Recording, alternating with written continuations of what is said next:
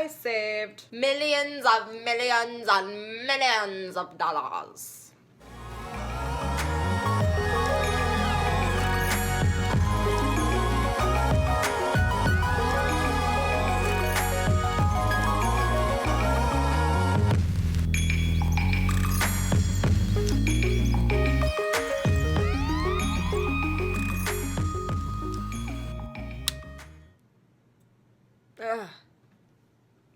Okay.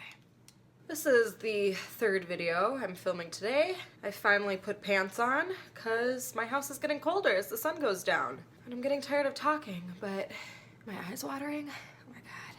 Slight struggle.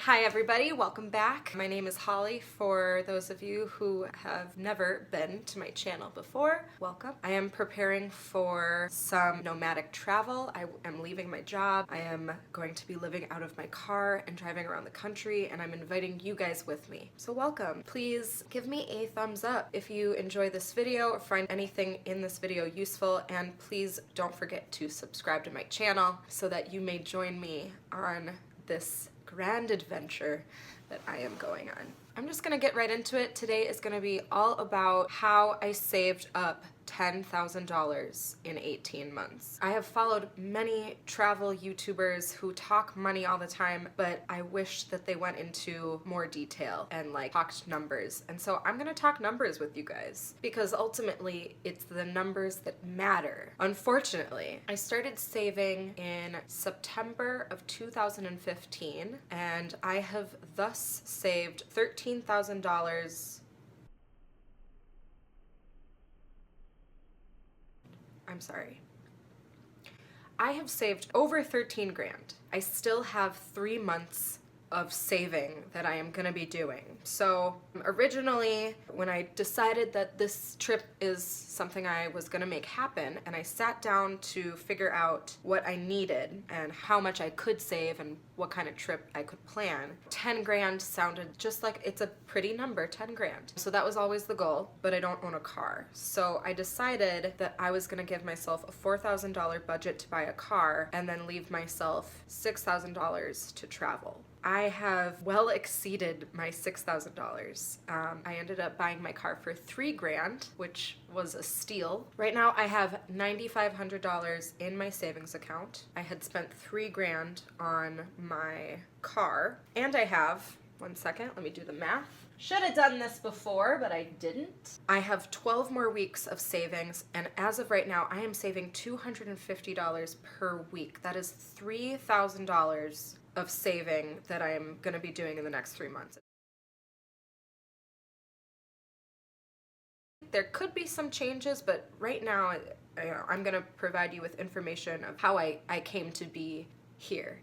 So let's get into it, because I'm just talking in circles right now. I have broken it into 5 parts, kind of, I guess, 5 tips. A lot of it is personal and emotional, like the emotional pieces of saving up a large sum of money in a short amount of time, as well as the physical and logistical pieces of it. So, oh yeah! Tip number 1 for saving $10,000 in 18 months is to stay motivated and stay obsessed. This comes into play kind of that mindset, the emotional state that you need to be in to do this. I've seen lots of videos, I've read lots of articles about people in corporate jobs who hate this 9-to-5 lifestyle. They're getting sucked into it, and then they decide to leave everything and live off the grid and travel and live a minimalistic lifestyle. And those stories are very inspiring to me. However, they're making this decision when they're already in a really stable financial place. I think that's amazing that they are making that choice and living a kind of lifestyle that I would like to live as well. But logistically, for so many people who do dream of this, or at least my situation is I was broke when I committed to this plan. In order for me to do this, first of all, I couldn't just drop everything and leave. I created an 18-month plan. 18 months isn't the longest amount of time, but it's a long time. When you're waiting for a vacation, that's 18 months away. My first tip or piece of advice is do what you need to do to stay motivated and focused and become as obsessed as you can be in a healthy way. Because the journey you're about to go on in saving this money, at least for me, it was difficult. How did I stay motivated? The internet sure does help because ultimately you can make the internet be whatever you want it to be. I started watching all travel videos on YouTube. I subscribed to lots of websites and things that inspired me.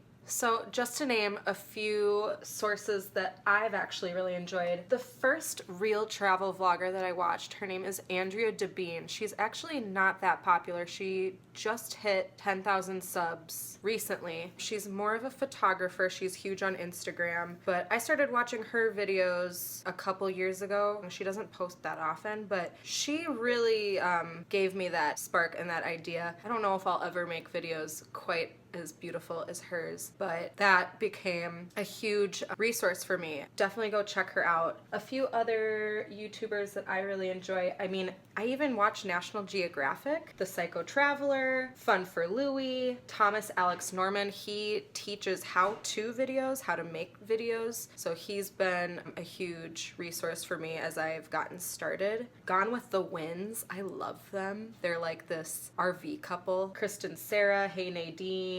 I've just kind of surrounded myself with people who have the same mindset and who have the same values, and that ultimately, especially when you're just starting out, you don't have any money saved up and it feels like a really long journey ahead of you. I just started watching a lot of other people who had already achieved the same dreams as mine, and I think that's a really good way to stay motivated. Also, my favorite website is roadtrippers.com. I'm addicted to them. I've made it so that they always post first on my Facebook feed, that and The Onion.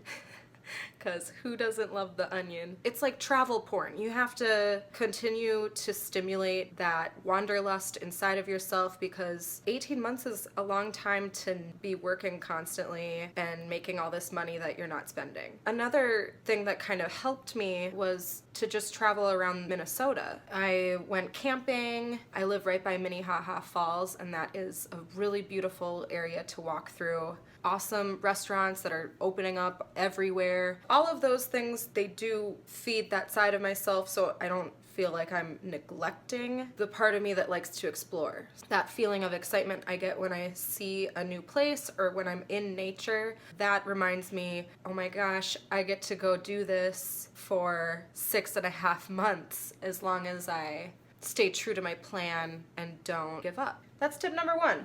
My second tip is be willing to sacrifice a lot. You have to be willing to disappoint people, basically. And I'm not trying to scare anyone away from doing this because the sacrifices I've made have all been worth it. You have to be willing to sacrifice quite a bit. Time, especially. I wasn't making enough money at my jobs. I was working 2 jobs. So I got a 3rd job, and you know, you'll go a couple weeks without a day off, or you'll work a 14-hour day every once in a while, and you're sacrificing either your social life or sleep. I mean, you can stay up and go out with your friends till bar close, I guess. No matter what you're doing, you're sacrificing something. If I get invited to a party on a Saturday night, well, a Saturday night, that is the day that I make the most money at my job. So I have to be okay sacrificing that amount of money to go do that activity. And more likely than not, I would not do the activity and I would go to work.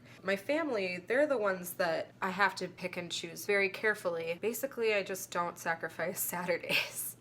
I make the most money on Saturdays. So, sacrificing time with my family. I'm an aunt to 3. They are a huge part of my life. I don't spend nearly enough time with them, but I love being an aunt. So that's usually the part that stings the most. Oh my god, look at the sun. Jeez. Should I close the shade? Un momento. You have to be willing to piss people off. When I was working 2 jobs and I went and I got a 3rd job, I had to piss off my manager. I had to piss off coworkers. You're not able to be helpful. You aren't able to pick people's shifts up. You're not able to switch shifts with people. You know, it's a give and take kind of thing. And the majority of the past couple years, I have not been able to do anyone a favor, and doing favors for people is nice. Like, it just is nice to be nice to people. It makes me feel good and makes them feel good, and everything's better because of it. I'm constantly inconveniencing people for my own gain because I have to work constantly. It's a juggling act, and that's the method I've had to go about it because of the type of income that I make and the financial state that I was in the beginning of this journey. I'm just saying it's doable, but you have to have a little bit of a backbone. You have to be willing to deal with those uncomfortable situations at times. You have to be willing to disappoint people, basically. This is how I've done it. Just realizing that it's not just gonna happen like that. I sort of have to force it upon others. This is how I roll. This is what I need to fulfill my goals. I've been really lucky that I've been able to pull this off, and I couldn't have if I didn't have the right kind of managers. My 3rd tip is to adopt a more minimalistic lifestyle. And this wasn't a step for me as much as it was just me becoming myself. I really had to evaluate what I was doing wrong and why I wasn't able to accomplish these travel dreams that I had always had. I went back and I read through my bank statements and I looked at where I was spending my money, and I shopped a lot. I was the girl that needed a new dress for every party or every event. I had just racks of clothes in my closet. I couldn't even fit all my clothes. I didn't even like half of them. I've since gotten rid of maybe 75% of my closet. Buy a latte every day. That's like $5 a day. That's a waste of money. Sometimes I would take a car service home at night. I was carless at the time, and when I could just take the bus, I would take a car, like a nice car.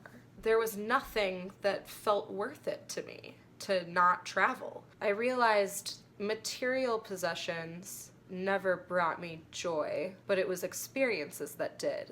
Going to an expensive dinner with my best friends and buying expensive wine and like savoring every bite you take and getting drunk and laughing and having that experience that you're gonna talk about for years. Those are the moments I live for. That's where I will spend my money. And that's okay, but you have to give up something. And that meant no more shopping.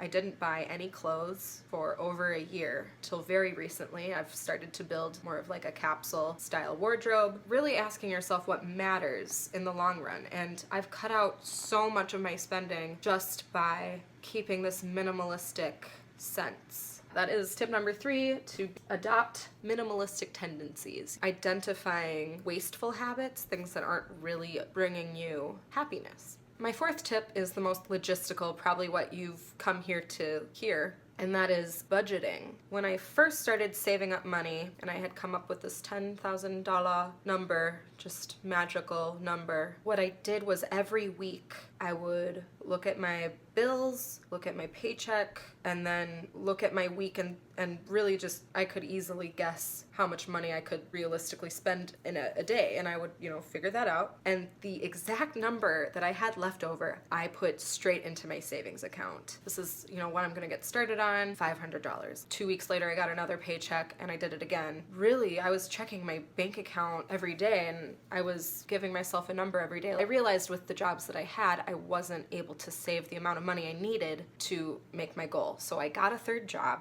and suddenly I was like, it was raining money. That was when I was able to put away $150 a week. So I started doing that. I set up an automatic transfer from my checkings to my savings. I just continued to constantly babysit my bank account. I did a lot of job juggling in 2016. God, that was chaos. Eventually, I found another job that allowed me to leave job. I guess we could call them job A, job B, and job C. So I was working at job A and job B, then I got job C, and then I quit job B to work at job D. It doesn't matter. Now I just have one job. Well, and I drive for Lyft. Oh my god, this is chaos. Around July of 2016, I started putting $250 a week. So that's about $1,000 a month, sometimes $1,250 a month. Every once in a while, I would check my account and be like, wow, I've got some extra money. Instead of treating myself, I actually would still put it in my savings account, and that's why I'm ahead of schedule. My god, I've been talking for so long. It's definitely the most money I've made in my life thus far. And I guess this is my 5th tip, is when you do have a hiccup, when you do mess up, don't give yourself that wiggle room. Like, make up for it. There have been 2 instances where I've taken money from my savings to pay off my credit card. I went shopping. I did not allow that to be okay. I was very upset with myself. I ended up returning a few items, and I was very strict in my lifestyle changes over the course of the next 3 weeks just to make up for those purchases. I have not cut myself any slack. I went really big for my birthday, as you guys may have figured out. My birthday happened over Vlogmas, so I have daily vlogs over my birthday. I did a lot of fun things that came with sacrifice later. I had to cut back in other ways to make up for it. I am very proud of myself that I have saved up this much money. You know, the more money I have, it's gonna let me do really amazing things. There's a lot of things that I won't be able to afford still. So I am gonna push myself to do as much as I can, because I want this trip to be bomb, and it's going to be. You have to just be willing to do what you have to do. I hope you found some of this information helpful. Please let me know if you have any questions. I would be more than happy to do like a follow-up video in the future as far as things that I may have forgotten to cover. Give me a comment below, any feedback, any tips or tricks that have helped you, or any challenges you're facing right now in achieving your goals. And be sure to subscribe. I'm gonna be posting a lot of videos like this over the next 3 months, and then I'm leaving on my trip in the spring, and it's gonna be awesome. So I'm inviting you to watch me live out of my car. So I'm gonna end the video here, but thank you so much for watching, and I will see you guys very soon.